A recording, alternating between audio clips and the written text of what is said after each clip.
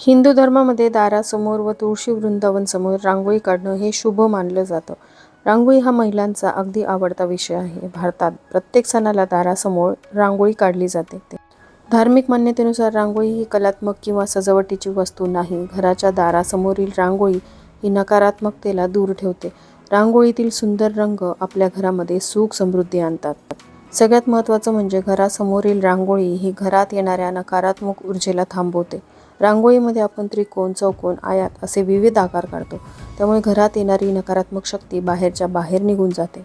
म्हणूनच पूर्वीच्या काळापासून घरासमोर रोज सडावर रांगोळी काढली जाते. पण स्वामी समर्थ केंद्रानुसार अखंड लक्ष्मी प्राप्तीसाठी घराच्या मुख्य प्रवेशद्वाराबाहेर या 2 रांगोळी काढाव्यात.